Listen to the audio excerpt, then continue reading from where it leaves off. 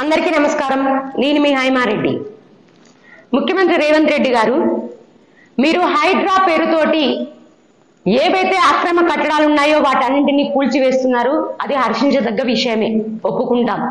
కానీ ఇదే గ్రేటర్ హైదరాబాద్ లో పాత బస్తీలో ఉన్నటువంటి అక్రమ కట్టడాలు కావచ్చు, ఎంఐఎం పార్టీ నేతలు, పర్టికులర్ గా ఎంఐఎం పార్టీ నేతలు కబ్జాలు చేసి కట్టినటువంటి అక్రమ కట్టడాలను మరి అదే శ్రద్ధతోటి ఎందుకు కూల్చివేయట్లేదని ప్రశ్నిస్తున్నా.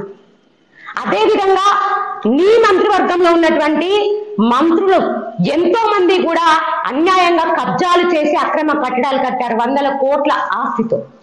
మరి వాటన్నింటినీ కూడా అదే శ్రద్ధతో ఎందుకు కూల్చివేయట్లేదని ప్రశ్నిస్తున్న. తెలంగాణ రాష్ట్రంలో బీఆర్ఎస్ పార్టీ ఉన్నప్పుడు ఆ 10 సంవత్సరాలు కూడా అన్ని రకాల కబ్జాలు చేస్తూ చెరువులు ఎక్కడ కనబడితే అక్కడ బీఆర్ఎస్ పార్టీ మంత్రులందరూ కూడా తగులుకొని వాటన్నింటినీ కూడా అక్రమంగా దోచుకొని అక్రమ కట్టడాలు, కాలేజీలు, యూనివర్సిటీలు ఇవన్నీ కూడా కట్టినటువంటి పరిస్థితి మీకు తెలుసు. ముఖ్యమంత్రి కాకముందు నువ్వు అవన్నీ కూడా మాట్లాడినటువంటి వ్యక్తిని. మరి ఈనాడు ఎందుకు బీఆర్ఎస్ పార్టీలో కానీ ఎంఐఎం పార్టీలో ఉన్నటువంటి నేతలందరి మీద ఆ శ్రద్ధ చూపించట్లేదని నేను ప్రశ్నిస్తున్నా.